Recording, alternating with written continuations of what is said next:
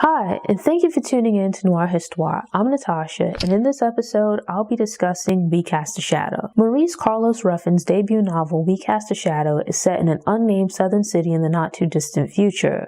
American society has become racially restrictive. To avoid the various prejudices suffered by Black people, some resort to demelanization, a painful procedure that removes physical traits associated with Black people. The book is a slightly offbeat, dark comedy about a nameless narrator who goes to desperate lengths to shield his son from this race-based dystopian society. The narrator is a Black man married to a white woman, Penny, and the two are raising their biracial son. Nigel has a light complexion, but a birthmark in his face is a dark shade of brown. This gives the narrator cause for concern, as he fears it draws attention to the boy being half Black and will make his life difficult. Obsessing about the birthmark, the narrator believes that it might be expanding in size and becoming more noticeable.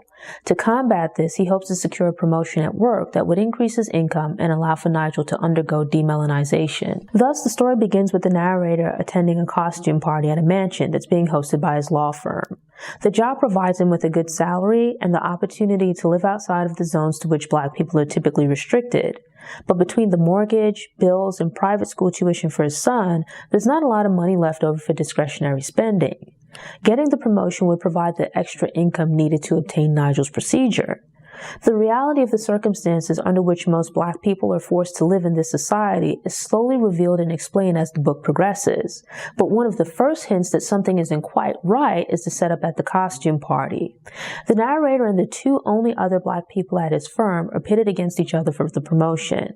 Everyone is in costume, but the three contestants are expected to dazzle the other attendees.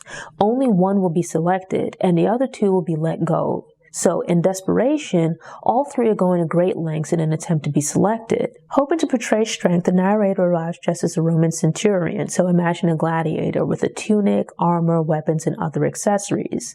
It's described as being a cool costume with good quality accessories that look realistic. The narrator is cool with one of the competitors, while he has a passive-aggressive relationship with the other, who's like a frenemy. His work friend is dressed in the traditional type of uniform worn by waiters at the local fancy restaurants. Meanwhile, his frenemy is dressed as a convict from the local prison with a jumpsuit, shackles, and tattoos to match. On the surface, the two guys are dressed differently, but the intent behind both costumes is to display subservience. There's nothing wrong with earning an honest living, but the one man is dressed as a servant, and the frenemy is for whatever reason massaging people's feet. Of all things, why a convict? And what does being a convict have to do with giving people foot massages? I'd like to think I'm a fairly down-to-earth person, but I don't do feet. I'll help a child or an elderly person put on their shoes, but I'm not rubbing anyone's feet. The choice of costume says a lot about the individuals and the lengths they're willing to go to get ahead. And while it's unfair, being the only Black guys at the firm means that optics matter. Them debasing themselves in this way is just playing into and encouraging racist behavior. The narrator is initially dressed like a soldier, which is typically regarded as respectable because it depicts strength, courage, and other positive attributes. But as one of the partners points out, this is miscalculation, as it goes against the expectations of the firm's stakeholders and makes them uncomfortable. They welcome the stereotypical costumes and caricatures of the other two competitors, but might feel threatened by the narrator's warrior costume. Now realizing that his costume might be viewed as threatening or aggressive, in contrast to the other two who appear subservient and passive, the narrator begins to panic. Having some kind of pride and dignity within this environment, especially for these Black men, is not what's valued. At least, not if you intend to succeed and progress within the firm. The company does not hire and certainly doesn't want to promote what they perceive as angry Black men. In keeping with that, the men that move ahead and succeed at the firm fit the stereotype of being docile. Having made a strategic error, he seeks out the partner who leads his team and conveniently owns the mansion.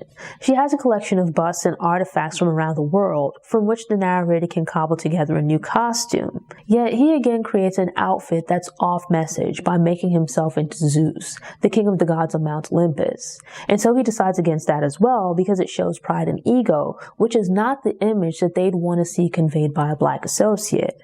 Settling on a loincloth, headdress, and weapons, he presents himself to the crowd for judging and launches into what's intended to be some kind of tribal dance. The entire scene is ridiculous, and I interpret it as commentary on assimilation and tokenism. Here are these three men who are likely intelligent and competent at their jobs, yet they're reduced to pandering and making fools of themselves in hopes of being accepted by the partners of the firm. The firm will use them, but notably only one of them, as part of promoting the company as being diverse. In exchange, they'll be paid well, but have to compromise themselves in the process. It's deemed unacceptable for them to be their authentic selves or to openly display any kind of pride or dignity. It's telling that the narrator's first instinct is to dress with pride as something powerful, and even when he tries to redress himself the second time, he still selects someone representing power. His instinct is to be proud and filled with pride, but thinking of the opportunity to procure money for his son, he fights this urge. Instead, he changes a third time, and despite feeling foolish and self-conscious, he pushes himself to stand before the crowd. This foreshadows the cringeworthy compromises that he'll make throughout the book on his misguided quest to protect his son. As the story progresses, you come to realize that while the narrator is living in America, his world is different from ours in some ways, but also eerily similar. At first, the society seems normal, but has become dystopian. It's not clear how far back, but in the past, Black people were being randomly attacked. In response, the government put in place security measures supposedly to keep Black people safe. Most Black people live in restricted zones that sound quite a bit like ghettos or the Bantustans of apartheid South Africa. Surveillance trucks drive around supposedly as a means of checking up on Black people to make sure they're okay. But the narrator and his family don't live in a Black zone, yet they're still subject to some of these controls. It all sounds incredibly invasive, as though as a Black person, you sacrifice your privacy for this protection, and it's not exactly clear that it was at Black people's request. The machinations of trying to survive and thrive in this environment sound like a lot of work and stress. His home life is happy, but being out in this world, whether at work or just moving about, sounds tiresome. Going back to the narrator's law firm, the workplace is plagued with all matters of petty backstabbing, conniving, and scheming. The workplace shenanigans are interesting to read, but I wouldn't want to work there as it sounds like a terrible place. And in the midst of all this, waiting and praying to learn if he got the job while keeping up appearances at work, the narrator gets a call from Nigel's school. His job is important, but faced with attending a work meeting about his prospects and going to his son's side, the narrator prioritizes his son. He doesn't just value his job or position for its own sake, but rather because of the life it enables him to provide for his family. So when put in the position to choose between the two, he chooses his family. Nigel is about Penny's complexion, so he's very light, but has a very dark birthmark. The narrator feels that without the birthmark, Nigel could pass as being white, or at least wouldn't be readily identifiable as Black without scrutiny. And so he obsesses about the birthmark specifically, but also about Nigel doing anything that might result in him becoming darker. Penny doesn't have a problem with Nigel's birthmark or complexion at all. She accepts it as it is, and overall seems to be less concerned with race in comparison to the narrator. Nigel also doesn't seem to have any issues with his birthmark, but living in this society as a Black person, the narrator knows firsthand what their son might face. He and Nigel have had a secret understanding about dealing with these things that Penny isn't privy to. Yet it comes out that the narrator has been supplying Nigel with and pressuring him to use bleaching cream. At this point in the book, we haven't heard much about his family beyond his dad being in prison. Though we do learn that Penny's family has pretty much disowned her, or at least she's disowned them. Interracial relationships aren't against the law, but they're kind of frowned upon. And her family didn't approve of her dating this Black guy in college, and certainly not marrying him. As a result, it's led to some estrangement. It was a bit weird, but throughout the book, the narrator has these internal monologues that are funny at times, but can also veer off into being kind of pathetic. I didn't necessarily agree, but understood the motivations behind the narrator's perspectives. I'm aware of the difficulties and have personal experience with the discrimination that comes with living in the world, especially in America as a Black person. But I don't believe physical assimilation through means such as skin bleaching or plastic surgery are the way to respond to prejudice. Nor is suppressing your true self for acceptance the way to deal with being otherwise deprived of resources or cut off from opportunities for advancement. You might achieve the goal of being integrated into the society, but at what cost? The narrator and his family leave the city to attend yet another company outing, this time in the form of a weekend retreat at a plantation. Like, places in the South sure do seem to like these plantations and plantation-related names. A bit of tension remains between everyone due to Nigel's meltdown at school and the resulting argument about the bleaching cream. The narrator and Penny use their time alone in part to clear the air and get rid of the tension between them. He then shares a nice little father and son moment with Nigel, but it's ruined when we find out that he's still supplying Nigel with the skin bleaching cream and making him use it. Penny made the narrator agree to leave Nigel alone about his birthmark, and most importantly, to stop pressuring him to use the bleaching cream. Yet at the retreat, he constantly harps on Nigel wearing a hat to shield his skin from the sun. I don't know this man, and he's a fictional character, but to say that I was annoyed by him is an understatement. Nigel doesn't want to use the cream, as he has no problem with the birthmark, and also because it's painful. Penny doesn't want Nigel to use the cream because she doesn't think anything is wrong with his appearance, so there's nothing that needs to be changed. Yet the narrator not only continues to pressure Nigel to use the cream, but also makes him lie and keep it a secret from his mother. As parents, you're supposed to be a united front. Sure, a child might come to one parent to speak about something they might feel like uncomfortable discussing with the other parent, especially if the parent and child are of different genders. But as a parent, unless it's about a gift or surprise party, it's wrong to encourage a child to lie to or keep secrets from the other parent. And in this case, the narrator saddles Nigel with the burden of keeping a secret that he knows would make his mom upset. The plantation is a resort that offers different activities, one of which is a carriage ride entitled Paradise Lost. There are actors dressed from the period to tell its history, and they lament the loss of how things used to be. That is, with regards to the property, while completely ignoring that people were enslaved on the plantation. Think about that for a second, and just how inappropriate and ridiculous it is. And then there are these frequent exchanges where people look at Nigel oddly. In the past, interracial couples might have been rare to see, like in our time, and would attract stares, but nowadays it's like, who cares? So for this to be the future, and at first it seems like Penny and the narrator are the ones attracting attention, and that might be it in part. But the people do double takes with Nigel, and the narrator begins to keep a watchful eye for any new signs of blackness in him.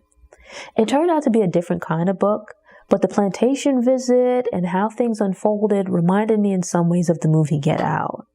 Being out in the woods with weird interactions with the hotel staff and multiple instances of microaggression gave an eerie sense that things were about to go left. So I was sitting on the edge of my seat trying to will the narrator and his family to run away from these people.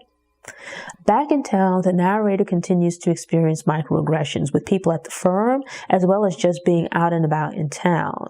This seems to be a similar but alternate future where some things aren't immediately explained and rather unfold over time in the book. You get the sense that this is supposed to be a more evolved society where race is less of a factor, yet it seems to still be very present, just more subtle. Most people don't openly discuss race or racial issues, but there are hints that all is not as it seems. Because it's unfamiliar, the environment throws you off, but then the social interactions come across as being incredibly weird, but not unbelievable.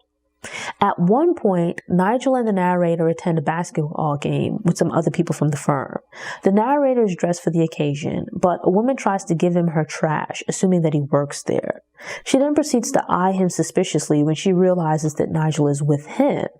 Completely ignoring the narrator, she begins asking Nigel all kinds of questions, trying to figure out their connection.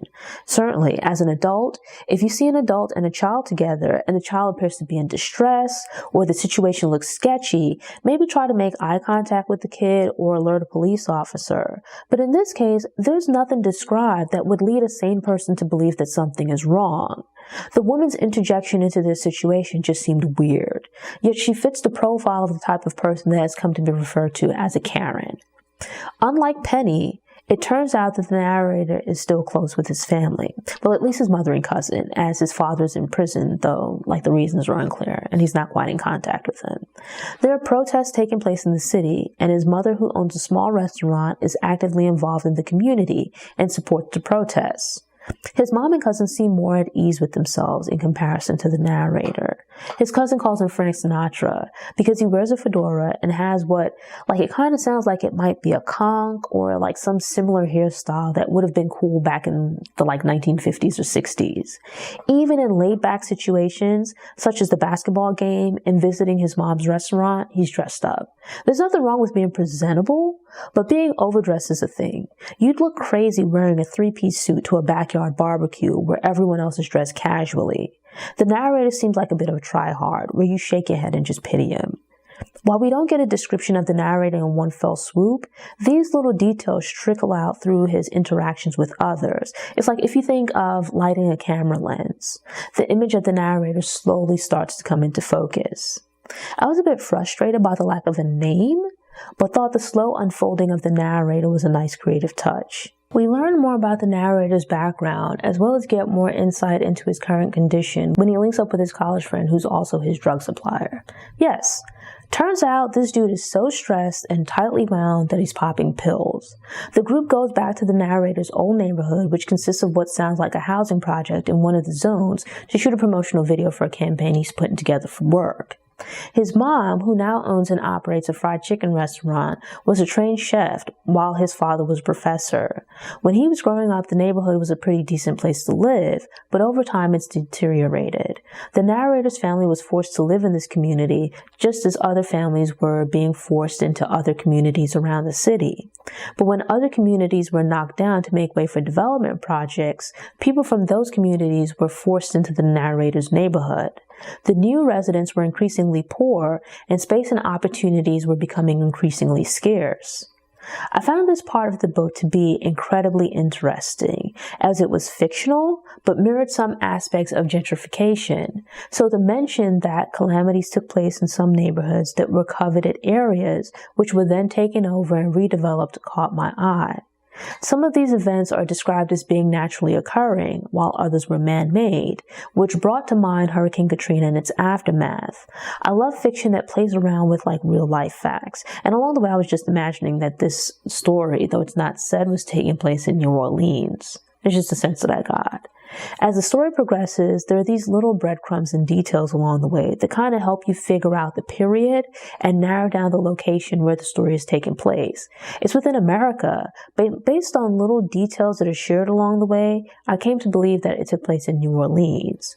There's a reference to Wayne's Brothers skits and the Million Man March, both of which took place in the 1990s, and they're referred to as having taken place in decades in the past. I use them as a frame of reference for the period in which the story is taking place. The narrator's law firm is trying to secure the business of a healthcare facility that has standard departments such as their trauma unit, which might be at increased risk for litigation. But their plastic surgery department is of particular interest, as it's where a lot of people go for demelanization.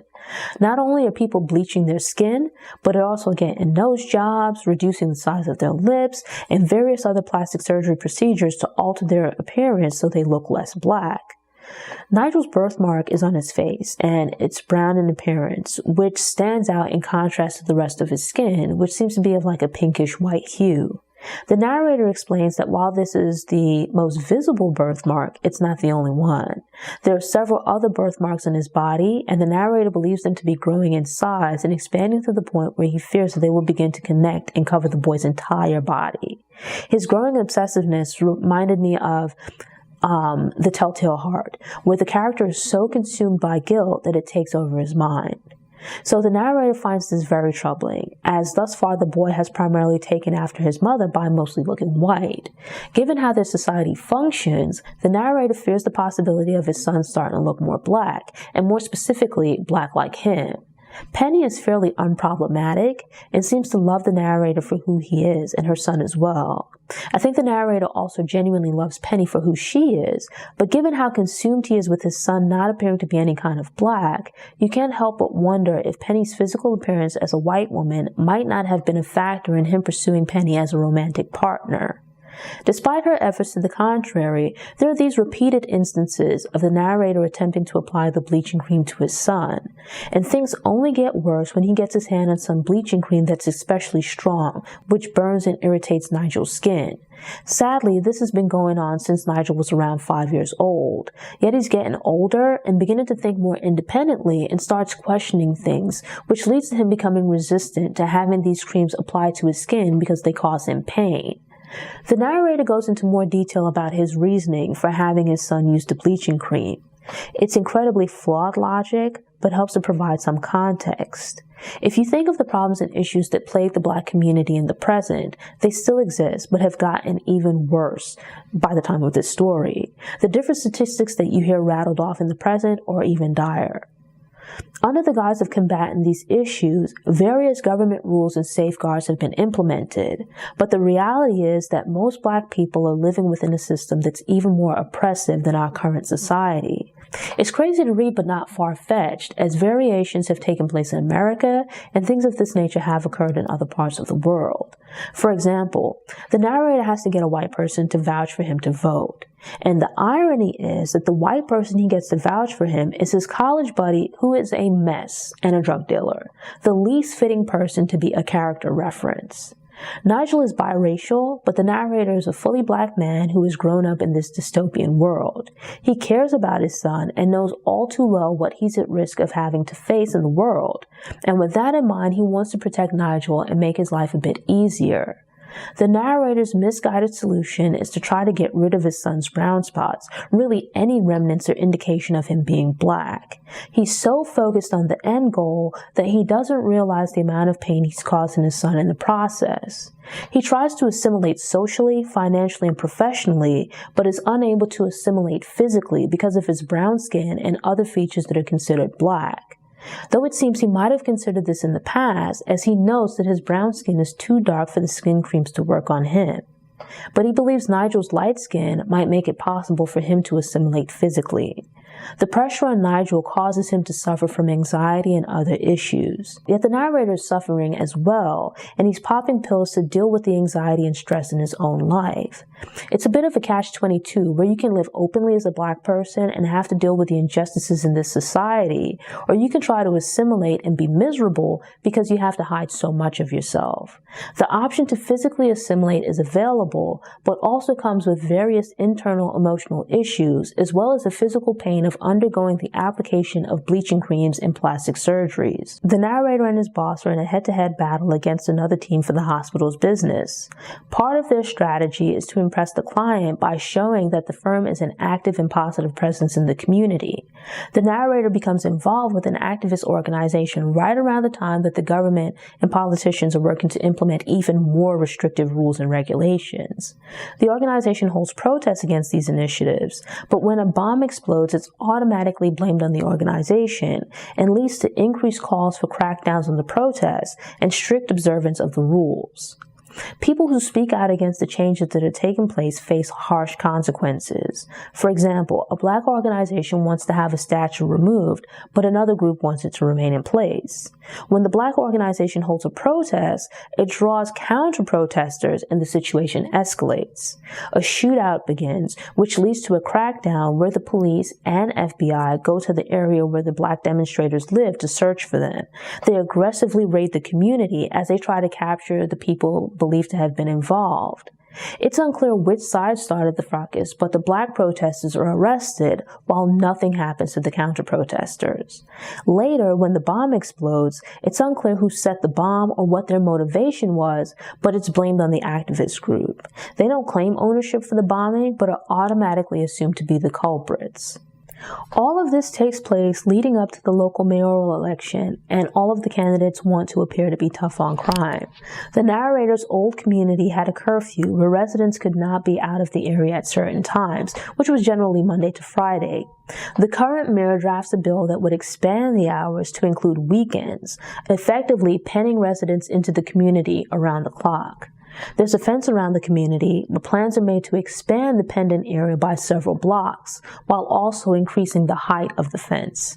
This means a larger number of people are now penned into this community and have had restrictions placed on their movements, effectively stripping away more of their rights. And so begins this game of one-upmanship between the candidates as they compete to see who can propose the most restrictive laws. During what's supposed to be a typical press conference where the candidates appear and drop sound bites, things go left. One of the challenger candidates is the narrator's former co-worker from the law firm, who left to enter the local political sphere as a means to expand the firm's political connections within City Hall. The candidates start out using a lot of coded and passive-aggressive language, as it's become very acceptable to say racist things as long as you're indirect. The firm's challenger candidate gets a little too excited during the press event while the incumbent mirrors detailing her new plans. He steps forward and decides to one-up her by calling for even greater restrictions, but goes off script and begins using blatantly racist language. It's dead wrong, but he goes on a tirade where he completely denigrates Black people. It shocks those in attendance and watching from home, not because it's wrong, but because he bluntly speaks his true feelings, which many don't do. Given the laws being proposed, many others feel this way as well, but they've shied away from being as direct. Taking into consideration the last few election cycles, there's a bit of parity between this dystopian society and our recent past. There's a lot of commentary on the current state of things, where a lot of the issues that the people are dealing with in the book are things that are part of our current reality, but maybe a bit more over the top. But by setting the book in the future, the author shows that if the problems which exist in our present are not addressed, but instead allowed to fester without any kind of intervention or resolution, this could be the potential results. The story is certainly fictional, but to a degree has a basis in the current status of things. Data points and laws are mentioned in the book, and they'll be way beyond the present reality, but are still things that are discussed in the present or under consideration in some form. The numbers might be greater and the disparities larger, but it's to show how things have deteriorated over the years in the future. For example, police brutality, the over-policing of Black communities, and disparities in the justice system were among the issues being addressed during the Civil Rights Movement. But these are still major issues in the present, so while pessimistic, it's not unrealistic that these problems might persist just a few decades into the future. I've always found fictional stories like this that have some degree of truth and possibility far more terrifying than any story about a ghost or monster. The horror here is that this really could happen. I swear I'm not a tinfoil hat conspiracy theorist, but the point being made is that it's important to buckle down and address these problems before they continue to evolve and get out of control. While I love books and movies, I find that I can very rarely get into fantasy, science fiction, or horror. Often, the stories within those genres are creative, but so out of touch with reality that they lack that human element that I tend to need to connect with the story. That's not to say that it can't be done, as this book to a degree is an example of it being done right. It's in the future, but the story isn't overrun with space-age technology that conveniently solves problems and issues for characters. Instead, there's a greater focus on how people in society have regressed over time to the point of society devolving under the guise of progress. Witnessing the narrator's perspective and internal dialogue caught me a bit off guard. The way that he presents himself and things he wants to do to his son are off-putting. Yet as the story progressed and I learned more about him and his experiences, it didn't excuse his beliefs, but provided some context. I certainly didn't reach the point of agreeing with him, but came to understand his feelings of desperation for his son. There were points where I grew frustrated with him and wished that he would show some backbone. Learning about his childhood growing up in this harsh and oppressive community, where he and his family were locked in, really explained his tendency to swallow his pride in an attempt to not bring attention to himself. His increasing desperation to assimilate becomes disturbing as society becomes even more repressive. But witnessing his internal thoughts and feelings, you see how insecure and unhappy he feels inside, despite presenting a different face to the world. Some of the things he does are downright disturbing and would kill most people inside. It's to the degree where it makes you incredibly uncomfortable. And I was simply reading the book and hearing about how he was bending and twisting himself to fit into this society that wants no parts of him, or at least not in his natural form. He constantly swallows his pride to get by, but then we learned that he saw at a young age the harsh consequences for attempting to stand up for yourself, even when you're in the right. As a result, he decided that as much as possible, he was going to go along to get along. So especially when being wronged, he tries as much as possible to grin and bear it. And while the story takes place in the future, it in some ways reminded me of the civil rights movement. Sometimes people from the present can judge people from the past quite harshly with regards to how they dealt with situations. But the reality is that hindsight is 20/20 because it's easy to look back and see the faults and mistakes that were made after the fact in comparison to trying to figure out things in the moment. Growing up in these repressive environments often indoctrinates people into falling in line with the social norms. Those who push back are notable because most people would just go with the flow if there's no obvious support to do otherwise. It's like the idea that to achieve and obtain things in life, most people need to see examples so they know it's a possibility. And without the example of standing up for oneself, or in the case of the narrator, seeing the consequences, teaches people to do everything possible to not draw attention to themselves or to not push back. In this instance, that means that no matter how wronged, oppressed, or objectified the narrator might feel, he won't fight back. He's certainly aware of the injustices that he, his son, and other Black people face in their society, but not having any other obvious solutions and knowing just how bad things can get, he decides to not fight back. The narrator focuses on living and surviving within the system rather than pushing for progress or changing the system. We see throughout the book the relationship between the narrator and his son. He does things that are incredibly wrong, but in his view, it's as a means of trying to do right by Nigel. There's an undercurrent of race, but it's an offshoot of the conversation that a lot of Black parents have with their children about how to deal with the police and move about in society. Instead of teaching his son how to survive as a Black person, the narrator attempts to have his son completely avoid racism by eradicating any traces of him being part Black. Unfortunately, he ends up alienating his son in the process. Think about trying to hold on to someone. Past a certain point, they might start to feel like you're suffocating them. It's one thing when Nigel is very young and the narrator has control over him and can dictate where he goes and who he associates with. But these things become more difficult to maintain as Nigel gets older. So not only is this a commentary on society, but also on how people raise their kids. Sure, there are things out there in the world that might harm them and you might want to keep them safe. But if you go overboard and try to protect your kids to the point of keeping them locked away from the world, you might end up doing more harm than good. Thanks for tuning in. Show notes are available on the Noire Histoire website via the link in the episode description. If you enjoyed this episode and want more book recommendations, subscribe to the channel, click the notification bell, and check out my book review playlist.